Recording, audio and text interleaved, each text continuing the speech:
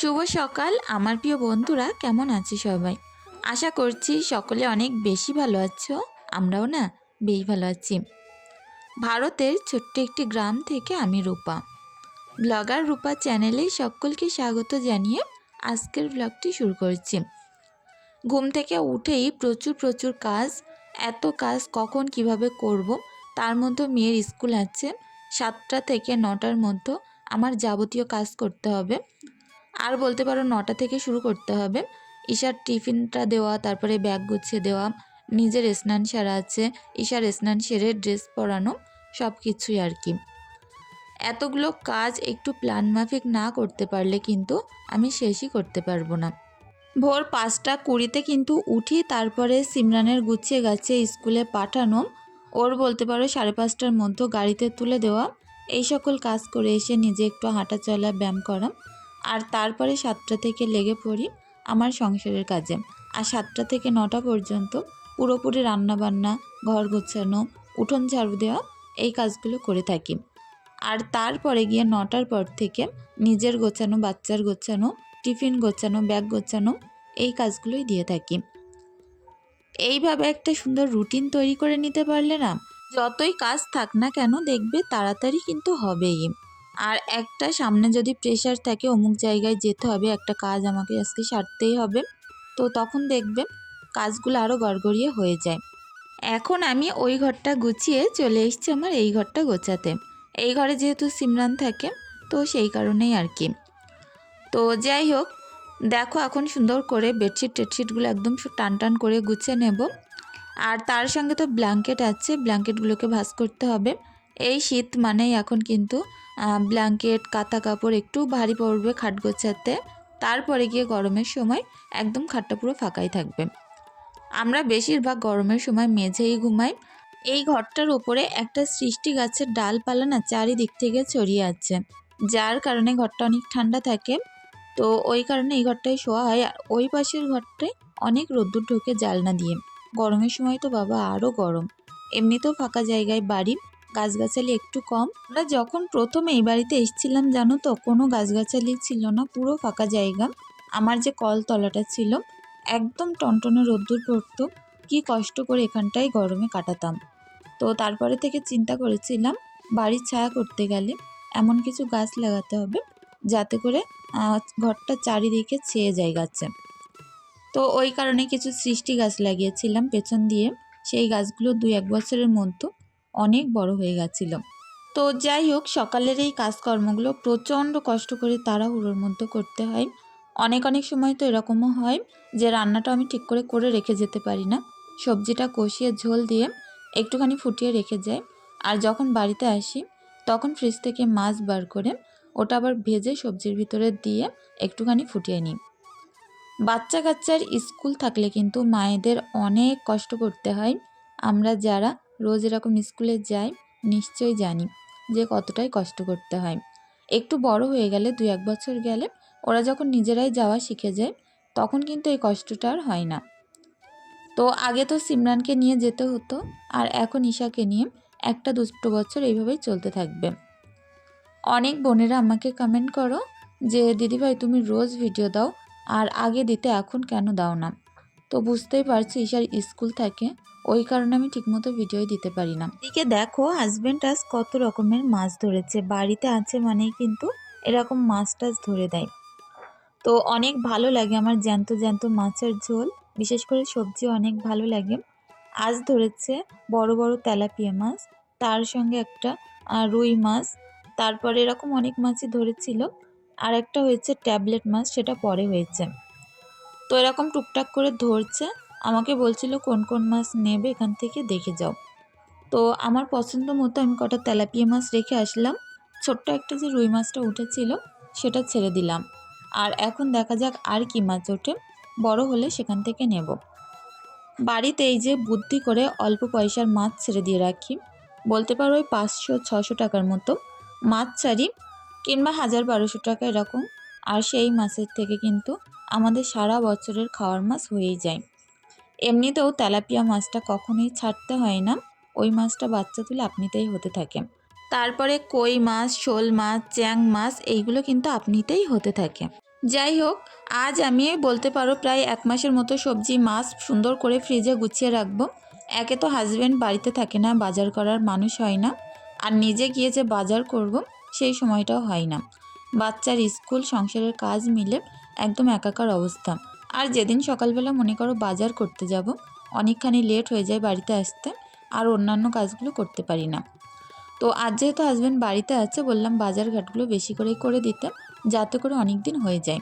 আর পুকুর থেকে মাছও একেবারে বেশি করে ধরে দিচ্ছে। তো সিমরানের যেহেতু স্কুল আজ বেশিক্ষণ হয়নি, ছুটি হয়ে গেছিলো, প্রজাতন্ত্র দিবসের একটা অনুষ্ঠান ছিল স্কুলে, যার কারণে বেশিক্ষণ ক্লাস হয়নি। ও বাড়িতে আসলো, আর তারপরে দেখো একটা পার্সেল এসেছে আমার। এটা হচ্ছে সিমরানের জন্য 2টো জামা নিয়েছি। তো জামাগুলো আমার দেখে অনেক ভালো লেগেছিলো, অনলাইনে নিয়েছি। এগুলো সব ফ্লিপকার্ট থেকেই নেওয়া, দামও অনেকখানি কম আছে। তোমরা যদি নিতে চাও অবশ্যই কমেন্ট করো আমাকে, অনেক রিজনেবল দামে পাওয়া যাচ্ছে। এগুলো বাজার থেকে নিতে গেলে প্রায় 200-300 টাকা করে নিয়ে নিত, আর বলতে পারো একদম হাফ দামে আমার কেনা হয়েছে। তো জামাগুলো একদম সুন্দর হয়েছে, শুধু ধারগুলো একটু মেরে দিলে সুন্দর ফিটিংস আসবে। তো ওই কারণে আমি বললাম এইভাবেই তুলে রাখতে। সব কিছুই ঠিকই আছে। হাজব্যান্ড বাজারেও গেছিলো, আর সকাল সকাল আমার একেবারে বাজারঘাট করে দিয়েছে। এগুলোকে আমি গুছিয়ে নেব, খুব সুন্দর করে পাত্রে পাত্রে আলাদা আলাদা করে ভাগ ভাগ করেই নেব। দেখো না, আমার সবজির পাত্র পুরো ফাঁকা, একদমই কিছু নেই। তো ওই কারণে সবজির পাত্রগুলো পুরো ভরাট করে নেব। আর আমার সবজি জিনিস যেমন কিনতে ভালো লাগে, তেমন গুছিয়ে নিতে অনেক ভালো লাগে। আর আমি তো বাজারে গেলে বুঝতেই পারি না যে কোনটা এরে কোনটা নেব। তো এখানে সাদা মূলো এনেছে, তার সঙ্গে অনেক লম্বা লম্বা বেগুন আর একটা ব্রোকলি। তো টুকিটাকি ওলকপি, তারপরে টুকিটাকি সবজি এনেছে, যেগুলো কি বলতো, যখন আমি ঈশার যে চাউমিন ম্যাগি এটা ওটা বানাই, ওর ভিতরে দিতে পারি, কিংবা রাতে স্যুপ খাওয়ার জন্য ওই সবজিগুলোর প্রয়োজন পড়ে। তো ওরকম কিছু সবজি এনেছে, গাজর, ব্রোকলি, তারপরে কড়াইশুঁটি, এগুলো আর কি। দেখো সুন্দর করে ঝুড়িটা সাজিয়ে নিলাম, আর এই ঝুড়িটা নিয়ে একেবারে ফ্রিজের দিকে যাব, সুন্দর করে ফ্রিজে ঢুকিয়ে দেব। আলুটা তো বলতে পারো অনেক করে এনে রেখেছে, কারণ কি বলতো, যখন বাড়িতে সবজি ফুরিয়ে যায় আলুটা কিন্তু থাকলে আর চিন্তা থাকে না, ডাল আলু, ডিম আলু, সয়াবিন আলু যা কিছু করে নেওয়া যায়। আর পেঁয়াজ, আদা, রসুনও বলতে পারো অনেক অনেক এনে দিয়েছে। তো আমার হাজব্যান্ড যখন বাজার করে একেবারে বেশি করেই করে, ও তো ঠিকমতো বাড়িতে থাকতে পারে না, তো সেই জন্য। তো এই সকালের টাইমে 2 ঘন্টার মধ্যে রান্না বান্না, বাজার গোছানো, সংসারের কাজ, মাজা ঘষা, কাচা ধোয়া, আমার একটু চাপ হয়ে গেছিলো। আর দেখো আজ আমি মাংস আনতে বলেছিলাম, একটু চামড়াওয়ালা গলা, তারপরে গিলে, মাথা, এরকম ধরনের আর কি, দিল, ওইগুলো আমার খেতে অনেক ভালো লাগে। তো বলে বলে তো হাজব্যান্ড আনেই না, তো ও আনে একদম সুন্দর সলিড মাংস, আর তা নয় যে মুরগির রান পাওয়া যায়, 2 পিস করে রান কিনে আনে। তো আজ দেখছি ওই মাংসগুলো এনেছে, আমার তো অনেক ভালো লাগে। সকাল সকাল মনে হচ্ছে যে কখন রান্না করব। তো যাই হোক, চামড়াওয়ালা মাংস কিন্তু খেতে অনেক ভালো লাগে। অনেকেই পছন্দ করে না, কিন্তু আমাদের ভালো লাগে। আর আলুগুলো আমি এই যে থাকার মধ্যে নিয়ে নিচ্ছি, এরকম একটু খেলিয়ে রেখে দিতে পারলে, ফাঁকা ফাঁকা করে রাখলে এগুলো অনেক দিন পর্যন্ত ভালো থাকবে। একা মানুষের মতো খাওয়া, হাজব্যান্ড তো সেরকম বাড়িতে খায় না, এই সবজিগুলো প্রায় 1 মাসে চলে যাবে আমার। তো তার সঙ্গে একটু ডাল এনেছে, ডালগুলো আমি বয়মে আগেই ঢেলে নিয়েছি। আর এখন উনুন ধরিয়ে সকাল সকাল রান্না বসিয়ে দিলাম, কারণ এক্ষুনি আমাকে ঈশাকে নিয়ে স্কুলে যেতে হবে। তো দেখো গোটা গোটা মোটা মোটা করে আলু কেটেছি, এইগুলোই কিন্তু আমি মাংসে দেব। তো একটু ভাজা করে নিলে ভালো হয়। তো একটু হালকা কড়া করে এগুলো ভাজা করে নেব, লাল লাল করে। এর মধ্যেও কিন্তু আমি নুন হলুদ দিয়েছি, যেহেতু আলুর মধ্যে রোদ্দুর পড়ছে না, ওই কারণে কিন্তু কালারগুলো বুঝতে পারা যাচ্ছে না। তো যাই হোক, অনেক বন্ধুদের কমেন্টে রিপ্লাই দিতে পারলাম না, কেউ রাগ করো না, সকলে কমেন্ট করো, আমি চেষ্টা করব পরবর্তী ভিডিওতে সবার কমেন্টে রিপ্লাই দিতে। তো এদিকে কড়াটা গরম করে পেঁয়াজ, কাঁচা লঙ্কা দিলাম। আর এই যে কাঁচা লঙ্কাটা মাংসের মধ্যে এরকম আস্তে আস্তে একটু দিলে এর যা ফ্লেভার একটা ছড়ায় না, অনেক ভালো লাগে। আর তারপরে দিলাম আদা রসুন বাটা, মশলাগুলো খুব সুন্দরভাবে কষিয়ে নিলাম।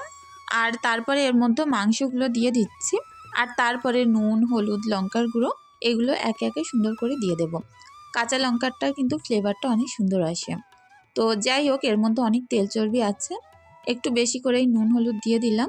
আর হাজব্যান্ড দেখো এখান থেকে একটু কাশ্মীরি লঙ্কার গুঁড়ো, তারপরে যে কাঠ মশলা সেগুলো দিচ্ছিল, দিয়ে তারপরে নেড়ে চেড়ে দেবে বলে এখানে দাঁড়িয়ে আছে। তো আমি বলছিলাম তোমার যে কাজ থাকে সেগুলো করতে লাগো, আমি মাংসটা একেবারে কষিয়ে তারপরেই তোমার কাছে দিয়ে দিচ্ছি। তো দেখো হাতে হাতে কাজ করা শুরু করে দিয়েছে, একবার এটা দিচ্ছে একবার ওটা দিচ্ছে। এখানে একটু বসবে তো, বলছে অনেক ঠান্ডা লাগছে, উনান পাড়ে একটু বসবো। তো যাই হোক, আমি এদিকে একটু গুছিয়ে গাছিয়ে দিয়ে কষিয়ে তারপরে হাজব্যান্ডকে এখানে বসিয়ে দিয়ে চলে যাব। আর এই রান্নাটা হতে কিন্তু একদমই সময় লাগে না, যেহেতু আলুগুলো আগে ভাজা করে প্রায় বলতে পারো 60% মতো সেদ্ধ তো হয়েই গেছে। তারপরে মাংসটা তো হতে একদমই সময় লাগে না। আর এর মধ্যে মাংস কম ছিল, আজকে একটু ছাল পা মাথা এইগুলোই বেশি ছিল, দিল এরকম টাইপের আর কি। ওপর থেকে দিয়েছে একটুখানি শাহি গরম মশলা, আর তার সঙ্গে দিয়েছে একটু মিট মশলা। এটা দিয়ে ঝোল দিয়ে দেব। তো হাজব্যান্ড এখানে বসে পড়ার জন্য একদম পুরো রেডি। সে তো কষানো মাংস খেতে অনেক ভালোবাসে, তো তখন আমার তুলতে একদমই খেয়াল ছিল না, এখানটাই ছিল না। এখন বলছে ঝোলটা ফুটে মাংস নামিয়ে তারপরে 2-1 পিস মাংস নেব। আবারও ওপর থেকে অল্প একটু শাহি গরম মশলার গুঁড়ো দিয়ে দিলাম, অল্প একটু ছিল তো ভাবলাম রেখে আর কি করব, দিয়ে দিই। তো এটা একটু হালকা হালকা ঝোল রাখবো, আমার অনেক ভালো লাগে এরকম মাংসের ঝোল খেতে। তো লাস্টে দিয়ে দিলাম সামান্য একটু গোলমরিচের গুঁড়ো, সব মশলা আজকে একদম কম কম ছিল। তো দেখো এখানে রান্না করতে বসে গেছে, রান্না শেষ, এখনই এসেছে রাঁধুনি। আর এর মধ্যে আমি কিন্তু স্নানটা করে নিয়েছিলাম যখন মাংসটা সিদ্ধ হচ্ছিল আর কি, তাড়াহুড়ো করে স্নানটা সারলাম। আর এখন একে একে যত কোটো কাটা পাত্র এদিক সেদিক হয়ে আছে সেগুলোকে আমি গুছিয়ে নেব। তো যাই হোক, আমার প্রত্যেক দিনের অভ্যাস রান্না শেষ হওয়ার আগে জিনিসপত্র গুছিয়ে ঘরে তোলা। তো হাজব্যান্ড মেয়েরা খাবে বলে এখানে 2-1 পিস মাংস তুলে নিয়েছে, আমার বলছিল কড়াটা আমি নামিয়ে দিই। তো দেখো কাণ্ড, কড়া তো ধরতেই পারছে না, কি অসুবিধা না জানি হচ্ছে। তো যাই হোক, কড়াটা আমি নামিয়ে দিলাম, আর তারপরে এখন বিট ভাজাটা করে নেব। তো এখানে পেঁয়াজ কাঁচা লঙ্কা একটুখানি রসুন থেতো দিলাম। এখন তো একটা মাছ কাটতে আমার এখনও বাকি আছে, সেটা হচ্ছে ট্যাম্পু মাছ। আশপাশ থেকে হয়তো নয়েজ আসতে পারে, একটু প্লিজ সকলে মানিয়ে নিও। তো বাড়ির একদম চারিদিকে আশেপাশে বলতে পারো সরস্বতী পুজো হচ্ছে, তার জন্য গান চলছে অনেক জোরে জোরে, একটু অসুবিধা হতে পারে, প্লিজ সকলে মানিয়ে নিও। তো ভেবেছিলাম বিট ভাজা করব, কিন্তু দেখলাম একদম পুরো জালি লাল শাক আছে, যেহেতু লাল শাকটাই ভাজা করে নিই। আর আমরা যেদিন মাংস রান্না করি সেদিন একটু শাক রাখার চেষ্টা করি, কারণ দেখো শাকটা কিন্তু শরীরের পক্ষে ভালো, আর বেশি রিচ খাবার খাওয়া অতটাও ভালো না। আর মাংস করলে তো একটু তেল মশলা বেশি না দিলে ভালো লাগে না। তো তেলাপিয়া মাছগুলোকে প্রথমেই আমি কেটে নিয়েছিলাম, আর এগুলো তো একদম প্রথমে ধরেছিল, আমি ভেবেছিলাম আর মাছ হয় কি না হয়, এগুলোকেই কেটে আগে গুছিয়ে নিই। তো যাই হোক, তেলাপিয়া মাছগুলোকে আগে ভরে নিই বক্সে, তারপরে কিছুটা মাংস রেখেছি ওইগুলো ফ্রিজে ভরে নেব। আর তারপরে ট্যাম্পু মাছটাকে আমি পুকুর থেকে কেটে ধুয়ে পরিষ্কার করে আনবো, নিয়ে একসাথে রাখবো। আর বলতে পারো আমার অনেক দিনের মাছ মাংস হয়ে গেল, এগুলো রেখে দিলে আমার কিন্তু সকালে রান্না করতে একদম কষ্ট হবে না। আর একটু বুদ্ধি করে সময় নিয়ে যদি আমরা এই সকল কাজগুলো একদিনে করে নিতে পারি, পুরো সারা মাস কিন্তু আরামে থাকা যায়। তো মাছ বাছাটা অনেক বড় একটা ঝামেলার কাজ, আমরা সবাই জানি। এই দেখো কত বড় একটা মাছ হয়েছে আমাদের পুকুর থেকে। এই মাছটা এখন আমি সুন্দর করে কাটা ধোয়া করে আনলাম পুকুর থেকে। তো এটাকেও এখন কোটোর মধ্যে ভরে নিচ্ছি। তো এর পেট থেকে অনেক তেল বার হয়েছে, এই তেলগুলো যেদিন আমি মাছের ঝোল বানাবো সেই দিনই দিয়ে দেব। আমার অনেক ভালো লাগে ট্যাম্পু মাছের পেটে এরকম যদি তেল হয়, ডিমালা মাছগুলো অত বেশি ভালো লাগে না। যাই হোক, কোটোর মুখগুলো আটকে নিয়ে সুন্দর করে এখন ফ্রিজে রেখে আসি। ঈশাকে স্কুলে দিয়ে আসার পরে কত ধরনের দুষ্টুমি যে এখানে করতে থাকে কি বলবো। তবে একটা জিনিস কি জানো তো, একবারও বলে না যে বাড়িতে যাব মা, কিংবা কান্নাকাটি করে না। ও তো স্কুলে আসতে অনেক ভালোবাসে।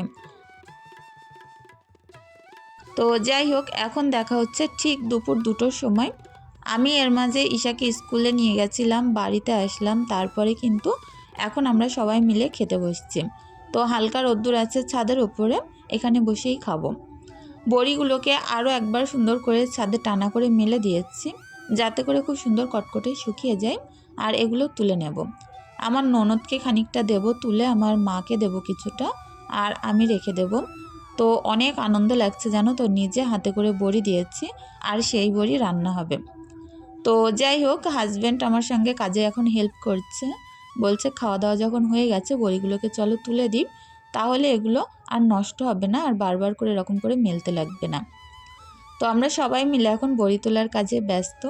তো এরকম টুকিটাকি কাজে হাজব্যান্ড আমার অনেক হেল্প করে যেদিন বাড়িতে থাকে। তো বলতে পারো সেদিন আমার অনেকটাই চাপ কম থাকে। আজ আমি বলেছিলাম যে একটু বাড়িতে থাকতে, তো তার তো কাজের তো আর ফাঁকা নেই। তো আজ অনেক কষ্ট করে বাড়িতে আছে। যেদিন মনে করো কাজে না যায় সেদিন আরও বাড়িতে কাজ বেশি থাকে, যেমন গাছে স্প্রে করা, দোকান পরিষ্কার করা, গাড়িগুলো ধোয়া মোছা পরিষ্কার করা, হাঁস মুরগিদের ঘরগুলো পরিষ্কার করা, প্রচুর কাজ থাকে। বিভিন্ন রকম জমির যে কাগজপত্রগুলো সেগুলো ঠিক করতে বারবার বিডিও অফিসে যাওয়া, এরকম কাজ আর কি। দেখো অনেক বড়ি হয়েছে, বড় একটা ধামাই করে নিয়েছি। আর এগুলো হচ্ছে আমার আরেকটা ননদের বড়ি, ওটাকে তুলে এখন ঘরে রেখে দিচ্ছি। তো এখন এই কৌটার মধ্যে এগুলো ভরে নিই। তো যাই হোক বন্ধুরা, আমার আজকের ব্লগটি কেমন লেগেছে প্লিজ কমেন্ট করে জানিও। চেষ্টা করলাম একদম সকাল থেকে সন্ধ্যা পর্যন্ত শেয়ার করতে। আর আমাদের বাড়ির দেখো একটা খেজুর গাছ বাড়ির পাশে কেটেছে, কত সুন্দর এখান থেকে রস পড়ছে। তো চলো আজকের ভিডিওটি এখানেই শেষ করছি।